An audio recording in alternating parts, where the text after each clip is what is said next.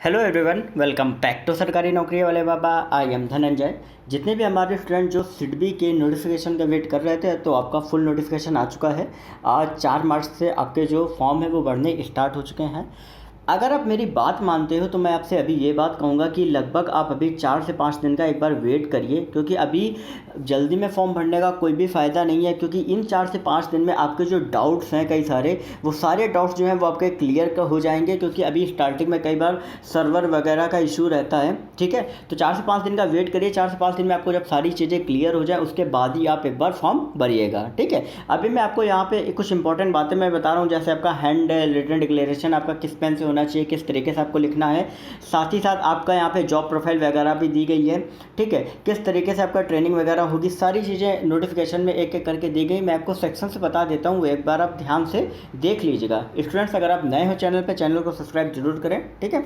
यहाँ पे अगर हम बता दें तो 4 मार्च को आपको नोटिफिकेशन ऑन हो रहा है, 24 को कंप्लीट हो रहा है, ठीक है। 16 को आपका ऑनलाइन एग्जामिनेशन है, 16 अप्रैल को, ठीक है। मई में आपका इंटरव्यू जो है शेड्यूल्ड है, ठीक है। लेकिन टेंटेटिव डेट है, आगे बढ़ भी सकती है। इसके बाद हम सीधा आते हैं यहाँ पे मैं बता दूं कि वैकेंसी आपकी टोटल 100 है। बाइफर्केशन आपने देख लिया होगा, ठीक है, किस तरीके से बाइफर्केशन है। यहाँ पे आपका बेसिक 28,150 2016 में आपका था कि 17,000 कुछ था, ठीक है। तो कहीं ना कहीं इस बार जो है आपका बढ़ के आया, 28,150 आपका हो गया है, ठीक है। आगे हम बढ़ते हैं आगे।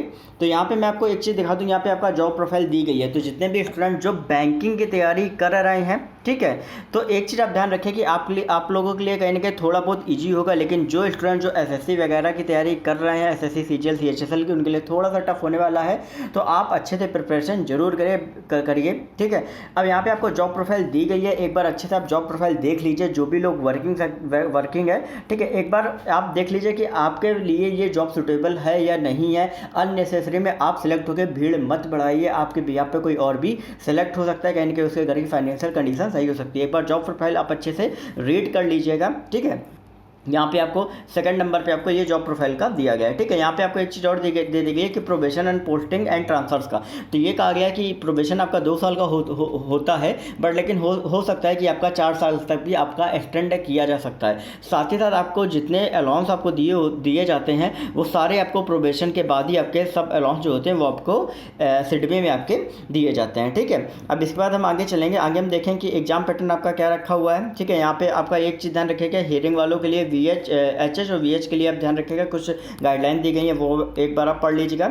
आगे हम चलते हैं, आगे देखते हैं कि आपका एग्जाम पैटर्न क्या है। हाँ, साथ साथ एसेशनल क्वालिफिकेशन आप देख लीजिए जो एजुकेशन की है, कि असिस्टेंट मैनेजर की आपकी क्या होती है कि अलग अलग बाइफर्केशन में पोस्ट आती है। जैसे मान लीजिए अकाउंट्स की आपकी अलग आती है, लीगल मैनेजर असिस्टेंट मैनेजर की आपकी अलग आती है, ठीक है, जनरल की आपकी अलग आती है। तो इस तरीके से आपकी रहती हैं अलग अलग। तो इनमें देखिएगा आपकी अलग अलग स्ट्रीम भी मांगी गई है। लॉ भी एक्सेप्ट होगी, अगर आपका इंजीनियरिंग में वो भी कर सकते हैं, मास्टर डिग्री अगर आपकी किसी में भी है, ठीक है, वो भी कर सकते हैं। सीए सीएस सीडब्ल्यू है तो भी आप एक तरीके से कर सकते हैं। लेकिन एक चीज़ ध्यान रखिएगा कि जनरल कैटेगरी के लिए आपके पास 60% मार्क्स आपके हर हाल में होने ही चाहिए, ठीक है। अगर हम बात करें एससी एसटी के लिए तो आपके 55% मार्क्स होने चाहिए। ये जनरल के लिए नहीं है, ये यूआर ईडब्ल्यूएस और ओबीसी इन तीनों लोगों के लिए ये अप्लाई कर होता है। 60% मार्क्स का जो है आपका क्राइटेरिया, ठीक है। अब इसके बाद अगर हम आगे देखेंगे तो यहाँ पे आपको दिया गया है कि सिडबी जो है वो हर एक चीज़ के राइट्स रखती है, ठीक है, आपका एग्जाम सेंटर से रिलेटेड सारी चीज़ें, ठीक है। इसके बाद अगर हम आगे चलेंगे तो यहाँ पे है कि किस तरीके से अगर आपको सीजीपीए मिला हुआ है तो किस तरीके से आपका क्राइटेरिया रहता है, ये भी आप एक तरीके से देख लीजिएगा। ये पूरा वो समझाया गया, जिन लोगों का सीजीपीए मिला है वो एक बार अच्छे से देख लें, ठीक है। इसमें दिया गया है कि प्रॉपर डॉक्यूमेंट जो है वो 24 मार्च के पहले आपके डिक्लेयर होने चाहिए। इसका मतलब ये है कि अगर आप अपीयरिंग है, ठीक, आपका रिजल्ट नहीं आया है तो आप सिडबी ग्रेड ए के फॉर्म को अप्लाई नहीं कर सकते हो, ठीक है। यहाँ पे आपको दिया गया है कि आपका सिलेक्शन प्रोसीजर किस तरीके से आपका होगा।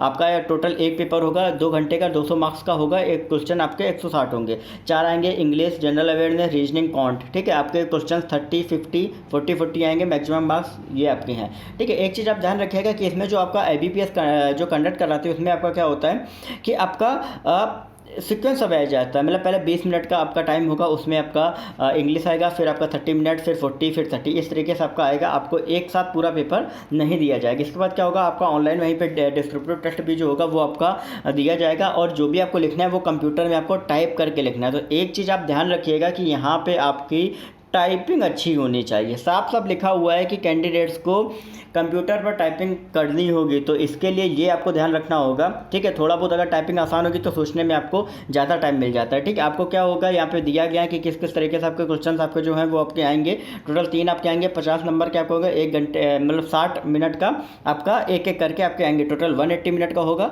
250 का आपका पूरा पेपर होगा, 163 का आपका जो है वो आपका टोटल पेपर हो गया, ठीक है। ये ऊपर पूरा काउंट करके मैं आपको बता रहा हूँ, ठीक है। तो ओवरऑल आपका देखें तो 3 घंटे का पेपर होगा, 250 मार्क्स का, 163 आपके क्वेश्चन जो है वो आपके आएंगे। अब एक चीज़ आपको और इम्पॉर्टेंट बता दें कि आपका एज लिमिट का क्राइटेरिया जो है वो आपका दिया गया है 1 मार्च से आपका जो है वो एज लिमिट का क्राइटेरिया जो है वो काउंट होगा। आई थिंक मेरे हिसाब से 4 मार्च का, एक बार मैं ऊपर चेक कर लेता हूँ, ठीक है, आपको जिससे जेन्युइन इन्फॉर्मेशन जो है वो मिल सके यहाँ पे, ठीक है। 1 सेकेंड, ओके ओके, नीचे दिया गया आई थिंक मेरे हिसाब से।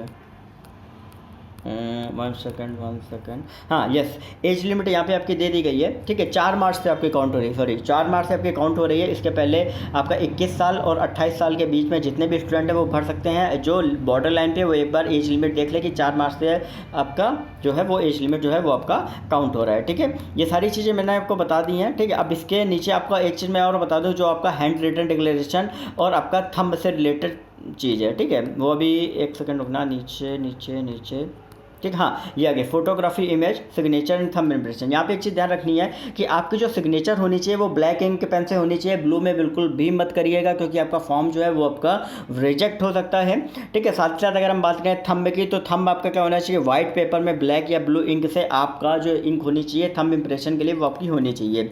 अब हैंड रिटन डिक्लेरेशन की अगर हम बात करें तो इसमें आपका क्या होना चाहिए, साफ साफ आपका इंग्लिश में आपका लिखा होना चाहिए, हिंदी का कोई भी वर्ड यूज ना हो, और आप जो भी वर्ड लिखे वो आपको कैपिटल लेटर्स में नहीं लिखने। बहुत से ऐसे स्टूडेंट लिख देते हैं, उनका फॉर्म रिजेक्ट कर दिया जाता है।